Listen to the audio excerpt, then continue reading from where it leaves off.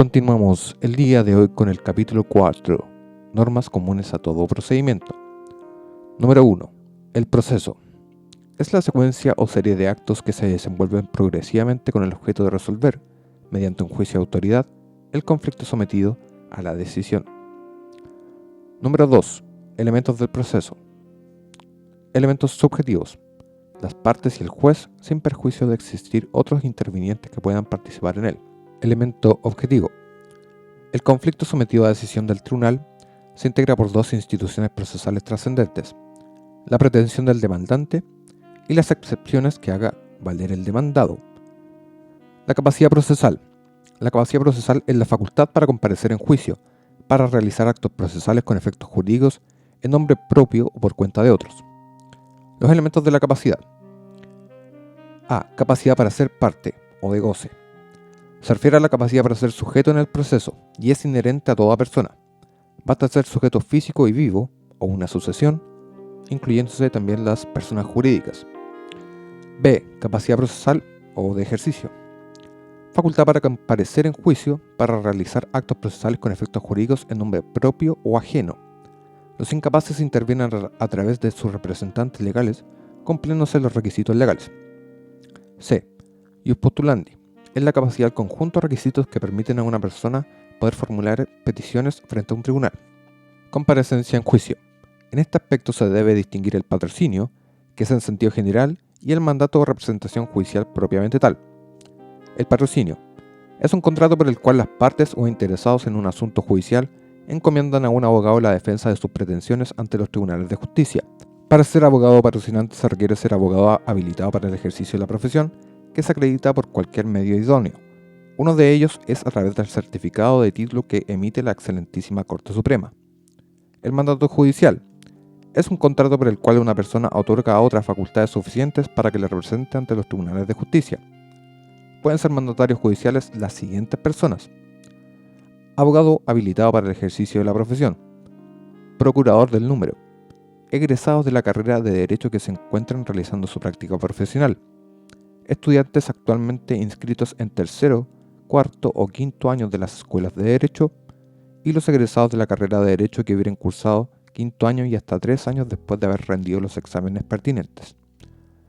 Las formas de constituir el mandato judicial son: A. Por escritura pública. B. Acta extendida ante juez de letras o árbitro suscrita por todos los otorgantes. C. Declaración escrita del mandante autorizada por el secretario del tribunal. D. Por endoso en comisión y cobranza de letra de cambio, pagaré y cheque. El término del mandato se produce por las siguientes causales: el cumplimiento del encargo, por revocación, renuncia del mandatario. Para que opere debe ponerse en conocimiento del mandante, así como el estado del juicio, y debe transcurrir el término de emplazamiento a contar de la renuncia. Y en último lugar, la muerte del mandatario. Número 3. El emplazamiento. Es la notificación que se le hace a la parte para que dentro de un determinado plazo haga valer sus derechos. Se encuentra compuesto por dos elementos: notificación y transcurso del plazo para hacer valer los derechos. La primera debe ser una notificación válida de la demanda y de la resolución que recaiga en ella. Y la segunda, el transcurso del plazo que la ley otorga al demandado para hacer valer sus derechos frente a la demanda deducida en su contra.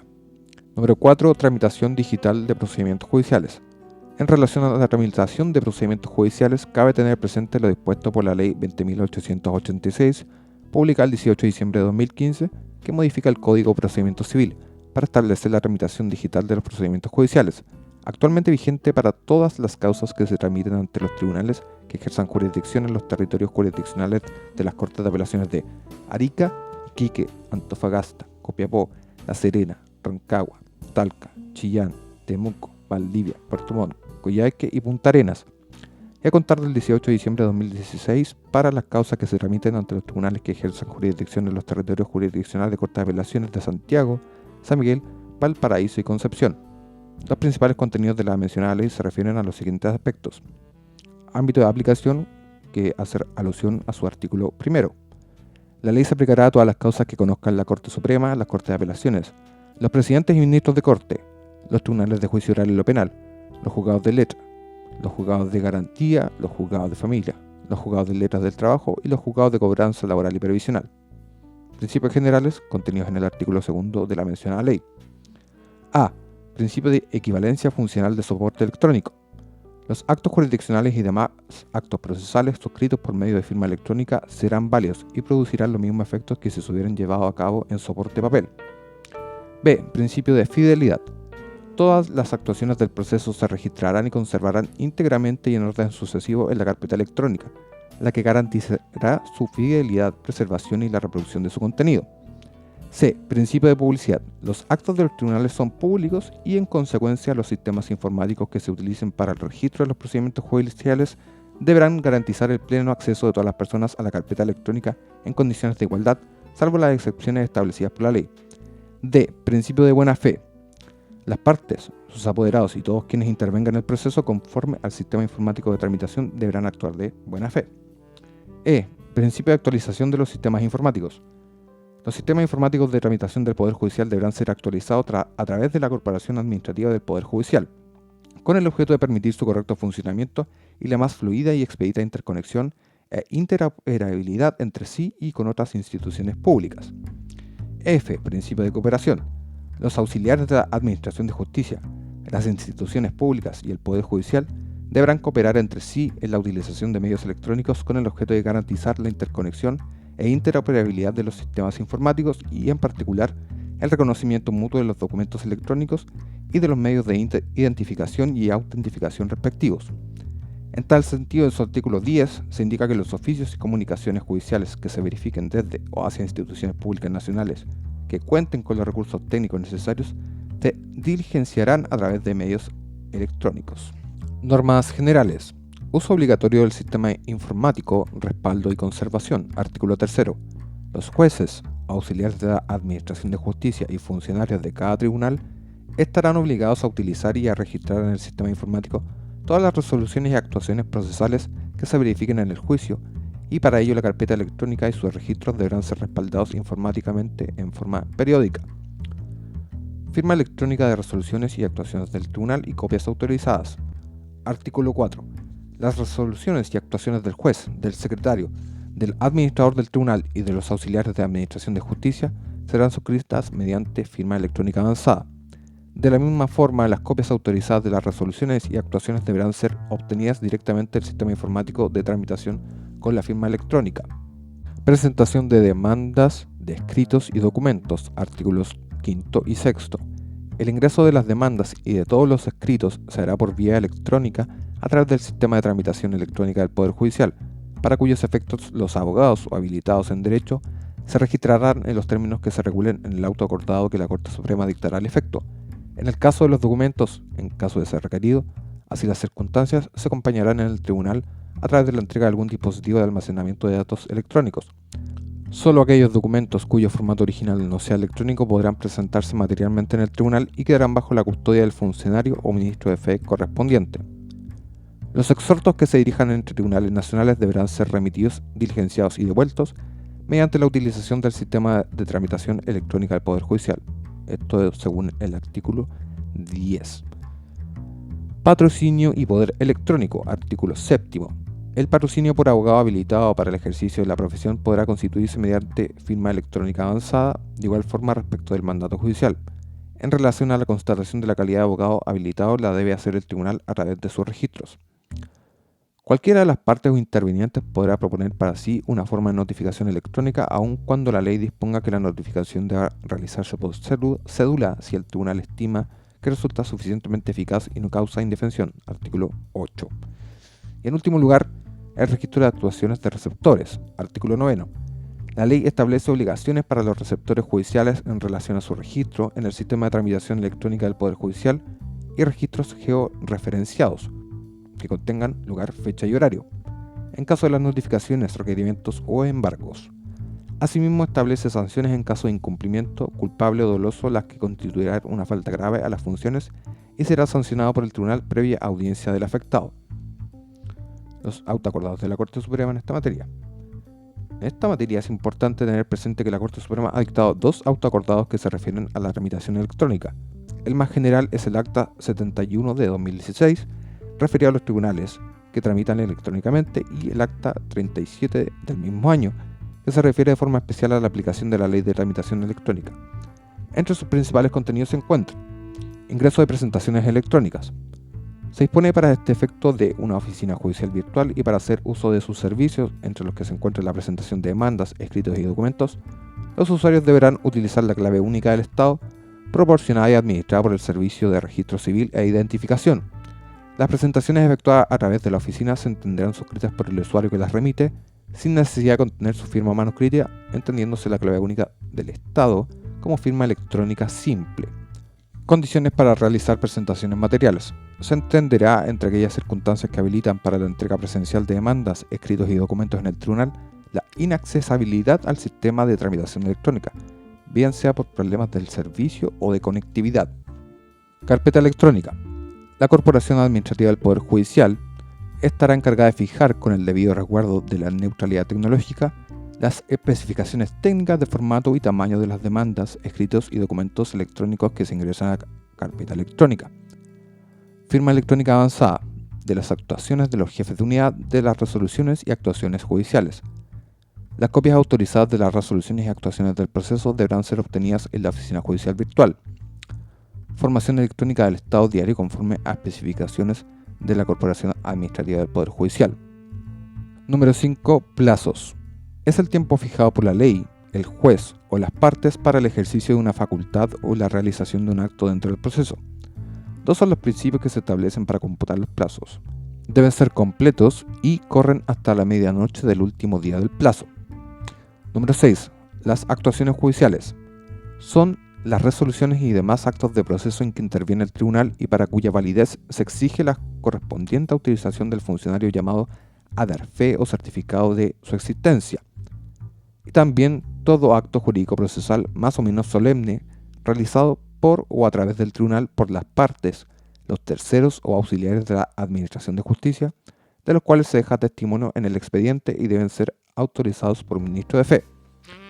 7. Las notificaciones. Es la actuación judicial que tiene por objeto poner en conocimiento de las partes una resolución judicial. La notificación personal es aquella en que el receptor judicial informa personalmente a la persona a quien se debe notificar la existencia de una presentación y la resolución recaída en ella, entregándole copia íntegra de la actuación judicial. Debe efectuarse en lugar hábil por funcionario competente cumpliendo las demás formalidades previstas por la ley. La primera notificación al demandado en el proceso es uno de aquellos casos en que debe notificarse personalmente. Notificación personal subsidiaria. Se aplica cada vez que, intentando el ministro de fe competente practicar la notificación personal, esta no se verifique por no haberse encontrado a la persona que se trata de notificar en su habitación o en el lugar donde habitualmente ejerce su profesión, industria o empleo, en 2 días distintos. El receptor certificará que ese es el domicilio de la persona que se encuentra en el lugar del juicio y previa solicitud de parte, concedida por el tribunal, se entenderá notificada la persona por el hecho de dejar el receptor las copias íntegras de la actuación en el domicilio de la persona. La notificación por cédula consiste en la entrega que hace el ministro de fe en el domicilio del notificado de copia íntegra de la resolución y de los datos necesarios para su acertada inteligencia. Se aplica, por ejemplo, cuando se ve notificar la resolución que recibe la causa prueba en un proceso civil. Notificación por el estado diario. Es aquella consistente en la inclusión de la noticia de haberse dictado una resolución en un determinado proceso dentro de un estado que debe contener las menciones que establece la ley, el que debe formarse y fijarse diariamente en la Secretaría del Tribunal, en la práctica en el hall del tribunal. Constituye la regla general salvo en aquellos procesos en que las partes podrán fijar otra forma de notificación como correo electrónico. Notificación por avisos. Aquella notificación sustitutiva de la personal o de la notificación por cédula, que se utiliza cuando se trata de notificar a personas cuya individualidad o residencia sea difícil de determinar o por su número dificulten considerablemente la práctica de la diligencia. La notificación tácita o presunta, aquella que suple u opera en el caso de existir notificaciones defectuosas o inclusive en caso de no existir ninguna notificación respecto de una determinada resolución judicial, cuando la persona a quien debiera haberse notificado efectúa en el proceso cualquier gestión distinta de alegar la falta o nulidad de la notificación que supone que ha tomado conocimiento de ella.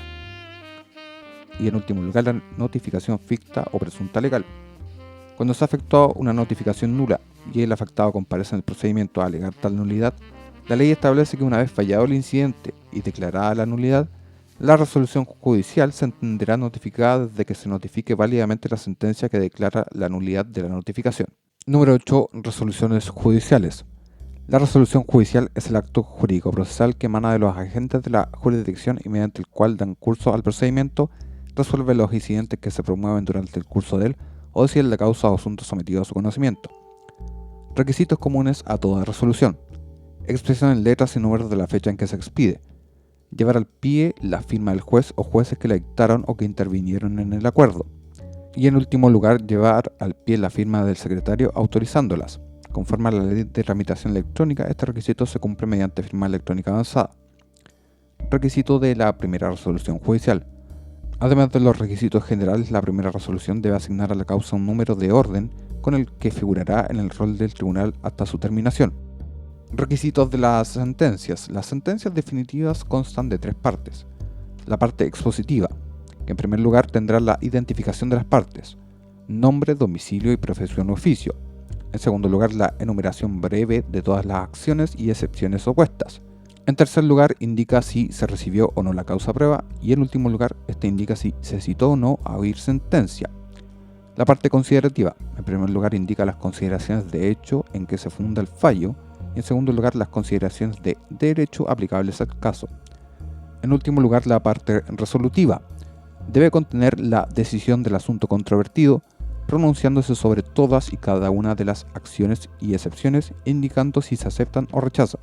No puede extenderse a puntos no sometidos expresamente a la decisión del tribunal, bajo sanción de ser casada por ultra petita. Estado en que pueden encontrarse las resoluciones judiciales. Firmes o ejecutoriadas. Aquellas que producen plenamente el efecto de cosa juzgada. Para determinar cuándo tiene dicho carácter se debe distinguir entre: si no procede recurso alguno, queda firme desde que se notifica a las partes, y si proceden recursos y se han deducido oportunamente, desde que se notifica el decreto que las manda cumplir, del Tribunal de Primera Instancia.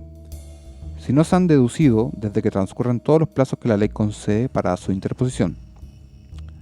¿Qué causan ejecutoria? Son aquellas que pueden cumplirse a pesar de existir recursos pendientes deducidos en su contra. En último lugar, la sentencia de término. Si bien no cabe en la clasificación, el artículo 98 del Código de Procedimiento Civil las define expresamente como aquellas que ponen fin a la última instancia del juicio. Así será de término las sentencias definitivas de única instancia y la sentencia definitiva de segunda instancia. Número 9. Efectos de las resoluciones judiciales. Producen 2 importantes efectos. En primer lugar, el deshacimiento del tribunal. Es el efecto que producen las sentencias definitivas e interlocutorias, en virtud del cual, una vez que han sido notificadas alguna de las partes, no pueden ser modificadas o alteradas en manera alguna por el tribunal que las pronunció. Esto acorde al artículo 152 del CPC. Y el efecto de cosa juzgada. Se puede definir como la autoridad y eficacia que produce una sentencia judicial cuando no existen contra ella medios de impugnación que permitan modificarla.